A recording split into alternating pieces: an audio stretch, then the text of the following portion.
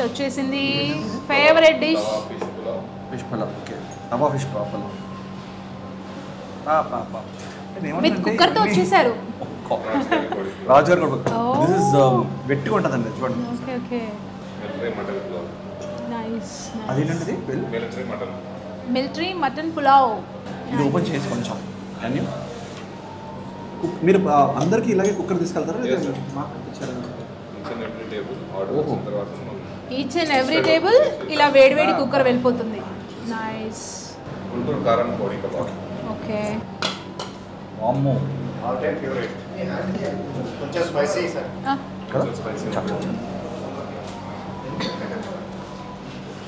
Okay నేను actually పొద్దున breakfast చేయకుండా రావాల్సింది. యాక్చువల్లీ ఇది తినకుండా వచ్చుంటే.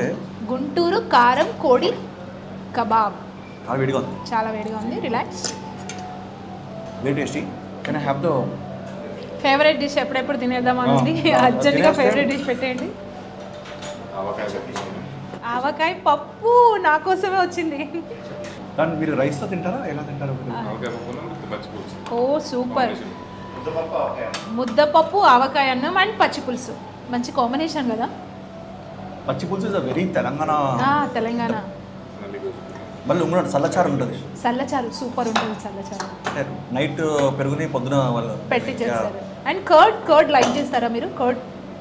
Okay especially prawns and curd okay lovely ఉంటాయి.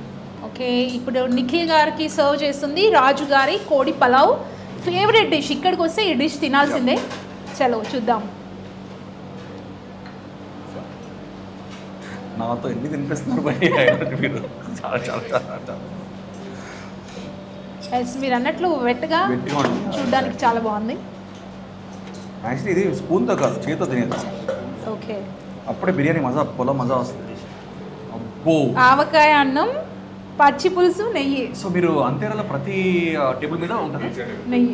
టేబుల్ నెయ్యి ఉంటుందా?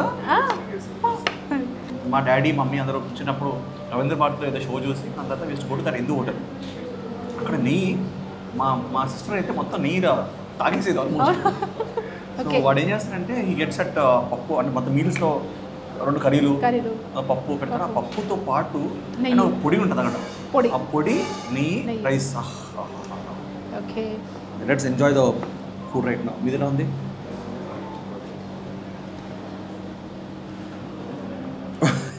చాలా బాగుంది. No comments. ఇంకా నేనేం చెప్పలేను. తినాలనిపిస్తుంది. నేను తినేస్తా. మీరు ఎలా ఉంది? This is my favourite always and I love it. అది వేడిగా ఉంది అందుకే కొంచెం కాలుతుంది కానీ నాకు తెలిసి nowadays everybody got to know what అంతేనండి. స్టార్టింగ్ మాకు ఏమైందంటే కష్టం పబ్లిసిటీ ఏమని తెలుసా లేదా ఇలాంటి మంచి ప్లేస్. సో కొన్నిసార్లు మొన్న ఆవిడ పేరు ఒక ఆంటీ ఉంటుంది. ఆవిడ రోడ్ కుమారి ఆంటీ. ఆవిడ ఎంత ఫేమస్ అయిపోయింది. చాలా ఫేమస్ అయిపోయింది.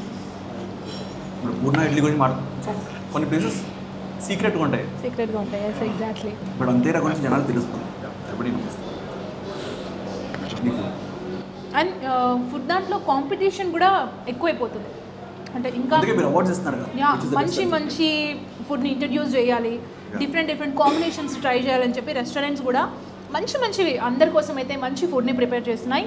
సో వీళ్ళందరూ చేసే దీన్ని మేము అవార్డ్ ఇవ్వాలి అని చెప్పి టెంటివ్ అయితే ఫుడ్ ఫ్యూజన్ అవార్డ్స్ని తీసుకురావడం జరుగుతుంది. సో నిఖిల్ గారితో మాత్రం మనం అంతేరాకు వచ్చేసాం కదా, హ్యాపీగా తినేస్తున్నాం.